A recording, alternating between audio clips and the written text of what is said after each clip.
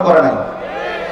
আলেমদের সাথে এমন আচরণ সে করেছে পৃথিবীর ইতিহাসে ফেরাউন এবং নমরুদ পৃথিবীর কোন মানুষের সাথে এমন ব্যবহার করে নাই যে ব্যবহার স্বৈরাচারী হাসিনা দেশের আলেমদের সাথে করেছে। কথা ঠিক না ঠিক? শুধু কি তাই, শাপলা চত্বরে অগণন তাহাজ্জুদগুজারী ছাত্র উলামা তুলাবাদের উপরে নির্যাতনের স্টিম রোলার চালিয়ে দিয়ে এই সমস্ত শহীদ আল্লাহ পাকের জান্নাতি ফুলগুলোকে ডাস্টবিনে নিক্ষেপ করেছে, লাশগুলোকে গুম করে ফেলে দিয়েছিল। জাতীয় সংসদে দাঁড়িয়ে নির্লজ্জ বেহায়ার মতো বলেছে শাপলা চত্বরে একটা গুলাগুলির ঘটনাও ঘটে নাই, শহীদরা নাকি গায়ের মধ্যে রং মেখে শুয়েছিল। নাউজুবিল্লাহ বলেন। এগুলা কি স্বৈরাচারী হাসিনা বলে নাই? একটু আওয়াজ দিয়ে বলতে হবে, বলে নাই? শুধু কি তাই, তার পুতুল ধর্ম প্রতিমন্ত্রী তখন বলেছিল যে রাষ্ট্রের কোন হক্কানি আলেমকে জেলখানা নেওয়া হয় নাই, যাদেরকে নেওয়া হয়েছে সব ধর্ম ব্যবসায়ী জঙ্গি। এ কথার সাথে কি আপনারা একমত? চিৎকার দিয়ে বলুন একমত। যে স্বৈরাচারী হাসিনা এদেশের আলেম সমাজকে মৌলবাদ বানিয়েছে, জঙ্গিবাদ নামে প্রচার করেছে, উগ্রবাদ হিসেবে মানুষের সামনে উপস্থাপন করেছে, এমনকি নাটকীয় কায়দায় দাড়ি এবং টুপিকে সারা জীবন ব্ল্যাকমেইল করে মানুষের সামনে দাড়ি এবং টুপির সম্মানকে নষ্ট করেছে। এই কথাগুলোকে সত্য না মিথ্যা? শুধু কি তাই, এরপর 2021 সালে নরেন্দ্র মোদীকে বাংলাদেশে আনা হবে, লাল গালিচা সংবর্ধনা দেওয়া হবে। মুসলমান উলামারা সহ্য করতে পারেননি, কারণ নরেন্দ্র মোদী হচ্ছে সেই কুখ্যাত শয়তান যে ব্যক্তি মুসলমানদেরকে জ্বালিয়ে পুড়িয়ে শেষ করে দিয়েছে, বাবরি মসজিদকে শহীদ করেছে, মসজিদ ভেঙে রাম মন্দির নির্মাণ করেছে, গরু জবাইয়ের অপরাধে এখনো পর্যন্ত যে দেশে মুসলমানদের মসজিদগুলোকে বাড়িগুলোকে বুলডোজার দিয়ে ভেঙে গুড়িয়ে দেওয়া হচ্ছে, এমন একজন জালেম মুসলমানদের দেশে লাল গালিচা সংবর্ধনা দেওয়া হবে, এটা কি মুসলমানের কলিজায় মানতে পারে? চিল্লা বলে মানতে পারে? আলেমরা বিরোধিতা করলেন। এই অপরাধে শুধু 21 সালে 2600 আলেমের নামে মিথ্যা মামলা দিয়েছে। এই চৌরাস্তা ঈদগাহ ময়দানে আমাকে মাহফিল করতে নিষেধ করে দিয়েছে, আমাকে কাশিমপুর ফুটবল মাঠে আমার মাহফিল বন্ধ করে দিয়েছে, আন্দারমানিক মাদ্রাসার মাহফিল আমার একদিন আগে মাহফিল বন্ধ করে দিয়েছে। অসংখ্য আলেমদের ত্রুটিকে কণ্ঠকে চেপে ধরার চেষ্টা করেছে নরেন্দ্র মোদীকে খুশি করার জন্য। আল্লাহ রাব্বুল আলামিন নরেন্দ্র মোদীর কোলে তার স্থান করে রাখে বাংলাদেশ থেকে ভাগিয়ে দিয়েছে।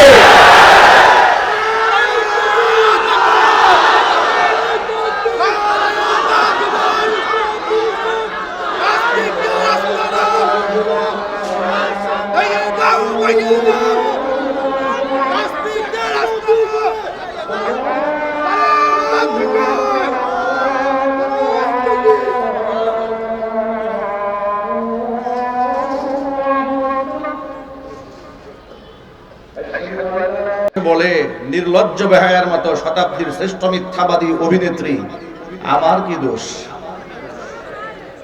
ঠিক কিনা জোরে বলেন? উনি দোষ খুঁজে পাচ্ছেন না। আমার উস্তাদ মুহতারাম মুকাররম মুফতি জসিমউদ্দিন রহমানী হাফিজাহুল্লাহকে এক যুগ বিনা অপরাধে কারাগারে বন্দী রেখেছিলেন। ঠিক কিনা জোরে বলেন? মাওলানা দেলওয়ার হোসেন সাঈদ রহমাতুল্লাহি আলাইহিকে 13 বছর মিথ্যা মামলা দিয়ে জেলখানায় আটকায় রেখে চিকিৎসার নামে তাকে বের করে এনে বিষ প্রয়োগ করে হত্যা করেছে। এরপরেও বলে আমার কি দোষ? আমার প্রিয় ভাইরা, ভালো করে শোনেন, তাদের ফিহরিস্তি কত মানুষকে গুম করেছে আর খুন করেছে এর তালিকা যদি নাম গো বলা হয় তাও এক রাত সময় লাগবে। এরপরে সে বলে আমার কি দোষ? ইবলিস শয়তানের মতো, শয়তান দোষ করে তার উপর অবিচল থেকেছে, এই জন্য সে শয়তান। আদম আলাইহিস সালাতু ওয়াস সালাম জান্নাতে আল্লাহ পাকের নিষিদ্ধ গাছের ফল খাওয়ার পরে তিনি ক্রন্দন করেছিলেন 300 বছর, আল্লাহ পাক ক্ষমা করে দিয়েছেন। চিল্লা এখন সুবহানাল্লাহ। ভুল করে কেউ যদি অনুশোচনায় ভোগে আল্লাহ তারে ক্ষমা করে দেন, কিন্তু অনুশোচনায় না ভোগে যদি দাম্ভিকতা দেখায় আল্লাহ পাক ওরে শয়তান বানায় দেন। ঠিক কিনা বলেন? ছোট্ট একটা কথা বলে কথা শেষ করছি, নামাজের সময় হয়ে যাচ্ছে। মুসা আলাইহিস সালাতু ওয়াস সালাম তুর পাহাড়ে যাচ্ছেন আল্লাহর সাথে কথা বলতে, এমন সময় রাস্তায় শয়তানের সাথে দেখা। কার সাথে? শয়তান বলে আল্লাহর নবী মুসা আপনি তো যাচ্ছেন আল্লাহর সাথে কথা বলতে, বলে হ্যাঁ। পক্ষ থেকে ছোট্ট একটা আবদার আছে, আপনি আল্লাহকে বলবেন যে শয়তান তওবা করতে চায়, আমার জন্য কি তওবার রাস্তা খোলা আছে নাকি? কে তওবা করতে চায়? শয়তান। মূসা কালিমুল্লাহ বললেন ঠিক আছে। আল্লাহর সাথে কথোপকথন শেষ করলেন, বললেন রব্বুল আমিন শয়তানের সাথে দেখা হয়েছিল, সে জানতে চেয়েছে তার জন্য তওবার দরজা খোলা আছে নাকি। আল্লাহ পাক বলেন মূসা রে, সে তো তওবা করবে না, ভবিষ্যৎ আল্লাহ পাকের জানা আছে না নাই? তিনি বললেন সে জানতে চেয়েছে তওবার দরজা খোলা আছে নাকি, বলে নিশ্চয় আছে। শয়তানকে বলে দিও যে আদমকে সিজদা না দিয়ে সে অহং প্রদর্শন করেছিল, আমার হুকুমকে লঙ্ঘন করেছিল। আদম তো দুনিয়াতে নাই, সে এখন ইন্তেকাল করেছে, কবরে মাদফুন আছে। আদমের কবরের সামনে গিয়া যদি সে সিজদা দেয় আর আমার কাছে মাফ চায়, আমি শয়তানকেও মাফ করে দিব। মুসা আলাইহিস সালাতু ওয়াস সালাম নেমে এলেন, শয়তানের সাথে আবার দেখা। শয়তান বলল আল্লাহর নবী মুসা, আমার কথা কি মনে আছে নাকি আপনার? বলে হ্যাঁ নিশ্চয়ই মনে আছে। আল্লাহকে বলেছিলেন আমার কথা, আল্লাহ কি বলেছেন? তওবার দরজা খোলা আছে। বলে হ্যাঁ খোলা আছে তোমার জন্য তওবার দরজা। আদম আলাইহিস সালাতু ওয়াস সালামের কবরে গিয়ে সিজদা দাও, আল্লাহর কাছে মাফ চাও, আল্লাহ তোমার মাফ করে দিবেন। শয়তান বলে এটা কোনো কথা হইল? আমার কি কোনো মান সম্মান নাই? আমি জিন্দা আদমকে সিজদা দেই না, মরে গেছে তাই আমি সিজদা দেব, এটা কোনো ইজ্জত সম্মান থাকলো আমার? এর যেমন ইজ্জত, অনুরূপ ভাবে নৌ পরিবহন মন্ত্রী কিছুদিন আগে হাতের মধ্যে হ্যান্ডকাপ পরাইয়া গণহত্যাকারীদেরকে যখন আদালতে তোলা হচ্ছে, সে নাকি আদালতকে ডেকে বলেছে মাননীয় আদালত, আমরা 5 বারের এমপি মন্ত্রী, আমাদের হাতে হ্যান্ডকাপ দিলে আমাদের একটা মান সম্মান আছে না? এর মান সম্মান আর ইবলিসের মান সম্মান সমান সমান। কথা ঠিক না ঠিক? আমি আপনাদেরকে জিজ্ঞেস করতে চাই, আপনারা জবাব দিবেন। সবগুলা এমপি মন্ত্রীকে এক পাল্লায় উঠায় নিয়ে জালেম গুলাকে একজন আলেমের জুতার এক পাল্লায় দিলে সমান হবে? চিল্লায় বলে। সে আলেমদেরকে তোমরা গরু রশি দিয়া টেনে টেনে নিয়েছো। খালেদ সাইফুল্লাহ হাফিজাহুল্লাহ আইয়ুবী একবারে নরম মানুষ, দেখেছেন হাত একটা ভাঙ্গা, আদালতে যখন তাকে কারাগারে রাখা হয়েছিল এক হাত ভাঙ্গা, এই হাতটা গলার মধ্যে ঝুলানো, যে হাতটা ভালো ওই হাতের মধ্যে আপনার হ্যান্ডকাপ লাগানো, তার মধ্যে গরুর রশি লাগানো। এই হচ্ছে আলেমদের সাথে আচরণ। আর আজকে জালেমরা দেখি প্রিজন ভ্যান থেকে নামে, খুব ইস্তারি করা পাঞ্জাবি পরে ভেটকি মারতে মারতে নামে। আমরা অন্তর্বর্তীকালীন সরকারকে বলছি, আমরা আইন উপদেষ্টাকে বলছি, স্বরাষ্ট্র উপদেষ্টাকে বলছি, যে দেশে আলেমদের সাথে এমন নির্মম আচরণ এই সমস্ত জালেমারা করেছে, খুনিরা করেছে, ওই সমস্ত খুনিদেরকে রেসপেক্ট করলে, সম্মান দিলে, হাত করা না পড়ালে এদেশের তাওহীদি জনতার হৃদয়ে রক্তক্ষরণ হয়। সুতরাং আর কোন গণহত্যাকারী খুনির সাথে নমনীয় আচরণ নয়, তাদেরকে ডান্ডা বেরি পরিয়ে জাতির সামনে উপস্থাপন করতে হবে, সর্বোচ্চ শাস্তি মৃত্যুদণ্ড করে এদেশের তাওহীদি মুসলমানের হৃদয়ের মধ্যে আগুন লেগেছে, আগুন নেভাতে হবে। সুতরাং এই ক্ষেত্রে আমরা কোনো নমনীয়তা পছন্দ করব না। ওদের সম্মান আর শয়তানের সম্মান সমান সমান, ঠিক কিনা বলেন? স্বৈরাচারী বলে আমার কি দোষ, শয়তানের মতো। শয়তান ভুল করে অবিচল ছিল, এই জন্য সে শয়তান। আদম আলাইহিস সালাতু ওয়াস সালাম ভুলের উপর অবিচল থাকেননি, আল্লাহর কাছে ক্ষমা প্রার্থনা করেছিলেন, আল্লাহ রাব্বুল আমিন তাকে শ্রেষ্ঠ মানব বানিয়ে দিয়েছেন। জোরে বলেন সুবহানাল্লাহ। সুতরাং ভুল আমাদের হতে পারে, আমরা আল্লাহর কাছে ক্ষমা প্রার্থনা করি, আল্লাহ পাক যেন আমাদের ভুল শুধরে নেওয়ার তৌফিক দান করেন। আর যারা ভুলের উপর অবিচল থাকে, এরা তাহাজ্জুদি সুরতে আসলেও এগুলো শয়তান, ঠিক কিনা বলেন? আল্লাহ রাব্বুল আলামিন গোটা জাতিকে ঐক্যবদ্ধ, গোটা বাংলাদেশকে দ্বিতীয়বারের মতো আল্লাহ পাক আমাদের জন্য স্বাধীন করে দিয়েছেন, যার দরুন আজকে আমরা খোলা মনে কোনো প্রকার সামনে পেছনে চিন্তা ভাবনা না করে আল্লাহর উপর তাওয়াক্কুল করে স্বাধীন মন প্রাণ নিয়ে কোরআন সুন্নাহ থেকে কথা বলার পরিবেশ পেয়েছি। কথা ঠিক কিনা বলেন? এখন স্টেজে ওঠার আগে কেউ আমাদের ডান পাশ থেকে বলে না হুজুর দিনকাল ভালো না, একটু বুঝে শুনে কথা বললেন। স্টেজে ওঠার পরে কেউ স্লিপ দেয় না, কেউ কোনো কমিটি আমাদেরকে ফোন দিয়ে আমাদের আইডি কার্ড চায় না, যে থানা থেকে আইডি কার্ড চেয়েছে। এতটুকু স্বাধীনতা আল্লাহ তাআলা আমাদের জন্য এনে দিয়েছেন, যে সমস্ত ভাইদের রক্তের বিনিময়ে এই স্বাধীনতা আমরা পেয়েছি। আল্লাহর কাছে আমরা দোয়া করছি, আল্লাহ পাক যেন তাদেরকে শাহাদাতের সর্বোচ্চ মর্যাদা দান করেন। যারা আহত হয়েছেন, বৈষম্য বিরোধী ছাত্র আন্দোলনে আল্লাহ পাক শেফায়ে কামিলা আজিলাই কুল্লিয়া নসিব করেন। মনে রাখবেন, স্বাধীনতা অর্জন করা যতটা কঠিন, ধরে রাখা তার থেকে আরো বেশি কঠিন। এই স্বাধীনতা অর্জিত হয়েছে, পূর্ণাঙ্গ অর্জন কিন্তু এখন আমাদের হয় নাই। চক্রান্ত চলছে, চক্রান্ত চলমান। চক্রান্ত মোকাবেলা করতে আপনারা প্রস্তুত আছেন তো ইনশাআল্লাহ? কারা কারা প্রস্তুত আছেন দু হাত দেখতে চাচ্ছি।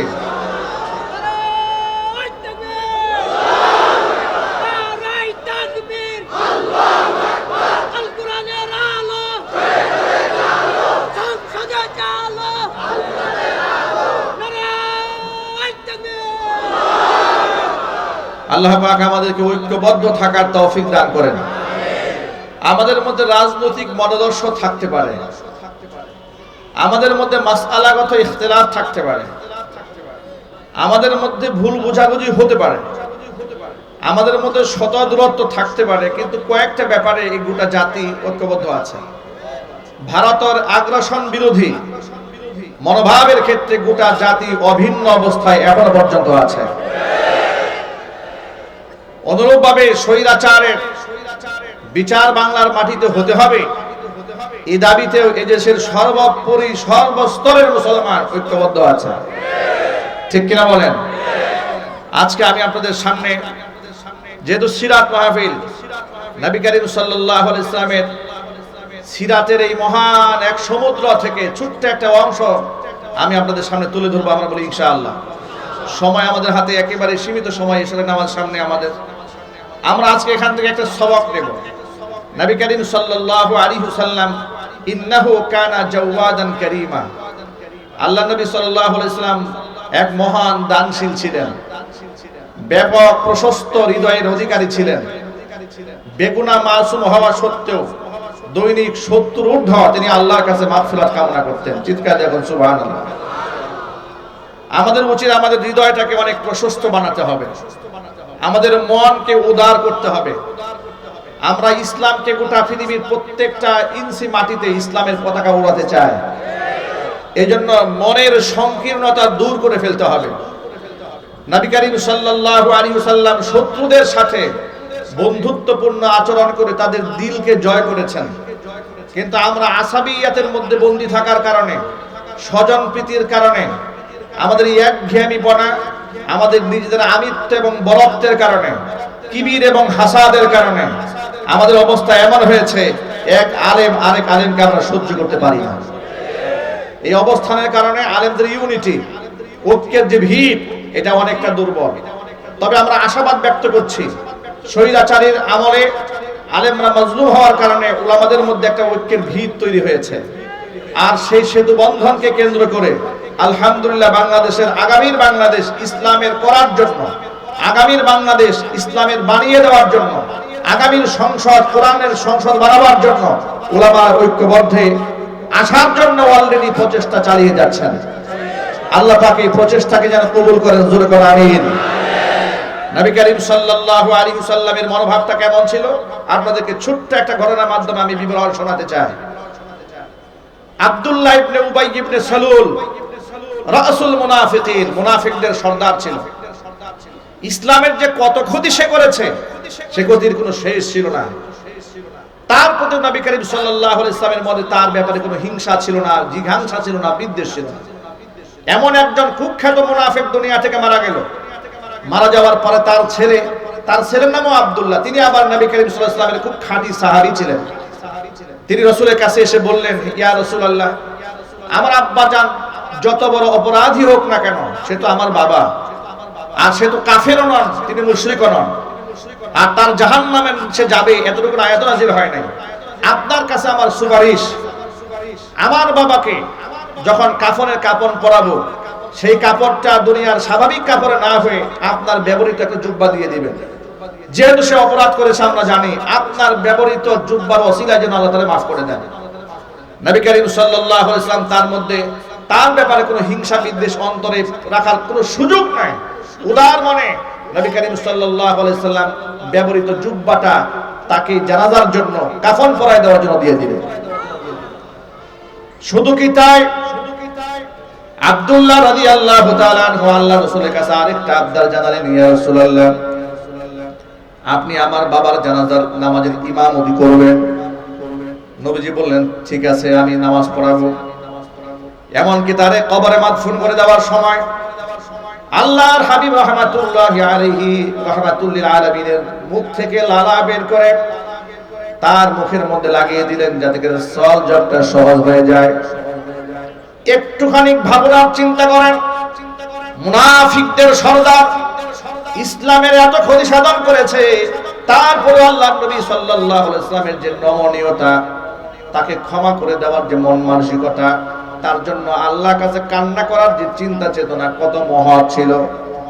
তিনি যখন তার জানাজার নামাজে এগিয়ে যাচ্ছেন, এমন সময় হযরত ওমর ফারুক রাদিয়াল্লাহু তাআলা আনহু পিছন দিক থেকে নবীজির জামা টান দিয়ে ধরলেন, নবীজি আপনি যাচ্ছেন কোথায়, কার জানাজা পড়তে যাচ্ছেন? কদ নাহাকা রব্বুকা, আপনার রব তো নিষেধ করেছে। নবীজি সাল্লাল্লাহু আলাইহি সাল্লাম বললেন, ওমর, আল্লাহ মুনাফিকদের জানাজা পড়তে আমাকে নিষেধ করেন নাই, বরং আল্লাহ তাআলা আমাকে ইখতিয়ার দান করেছেন, বাল খায়্যারানি। কোরআন মাজিদ আল্লাহ তাআলা বলেছেন, ইস্তাগফির লাহুম আও লা তাস্তাগফির লাহুম ইন তাস্তাগফির লাহুম ৭০ মাররাতান ফালান ইয়াগফিরাল্লাহু লাহুম। আপনি মুনাফিকদের জন্য ক্ষমা প্রার্থনা করেন কিংবা না করেন, উভয়টাই বরাবর। তার কারণ এদের জন্য যদি আপনি ৭০ বার আমি আল্লাহর কাছে মাগফিরাত কামনা করেন, কোশ্চিন কালে এই মুনাফিকদেরকে আমি আল্লাহ ক্ষমা করে দেব না।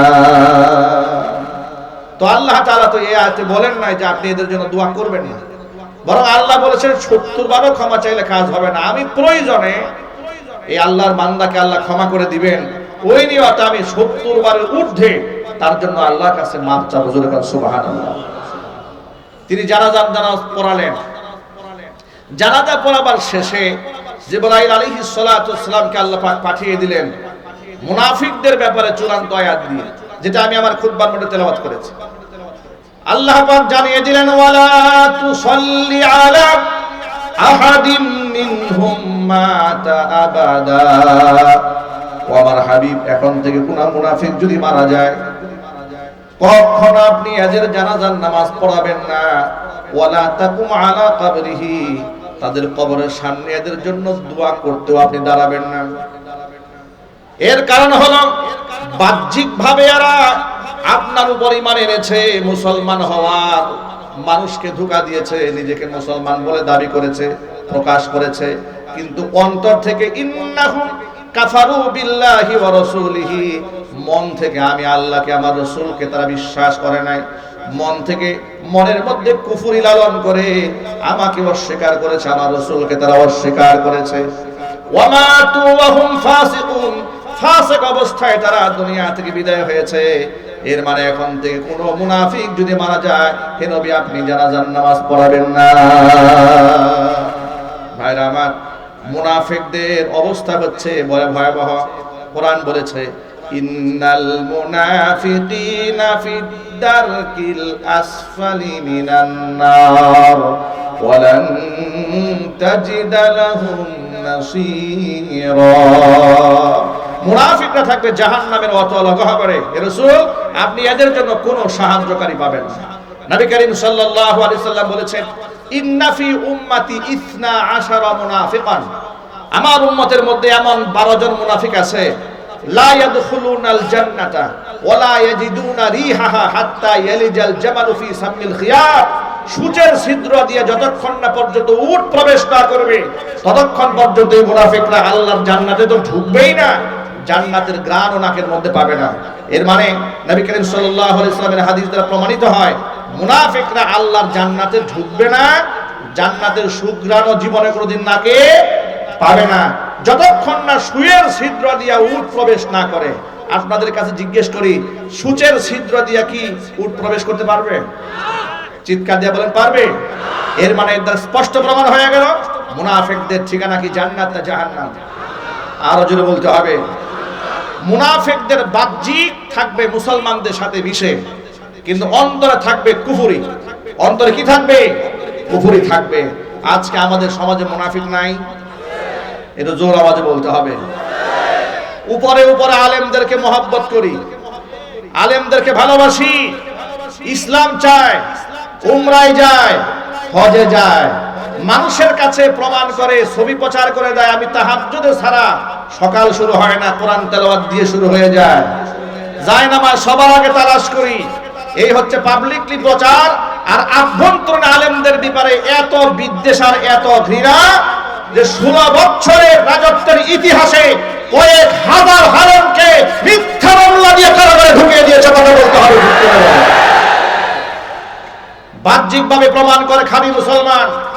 বিরাট তাহাজ্জুদি, এমন তাহাজ্জুদি দেশের শ্রেষ্ঠ সন্তান উলামাদের পায়ের মধ্যে লোহার জান্না বেরি লাগিয়ে দিয়েছে। মুফতি সাখাওয়াত হোসেন রাজি হাফিজাহুল্লাহর পায়ের মধ্যে জান্না বেরি পড়াতে গিয়ে পাকে রক্তাক্ত করে ছেড়ে দিয়েছে। এরপর আলেমদের পা থেকে তারা জান্না বেরি সরায় নাই। আল্লামা মামুনুল হক হাফিজাহুল্লাহকে কোর্ট প্রাঙ্গণে যখন হাজির করা হতো, মাথার মধ্যে bullet proof helmet, bullet proof jacket, দুই হাতের মধ্যে হ্যান্ডকাপ, দৃশ্য দেখে মনে হতো এত বড় গুন্ডা মাস্তান এই জমিনে আর কেউ জন্মগ্রহণ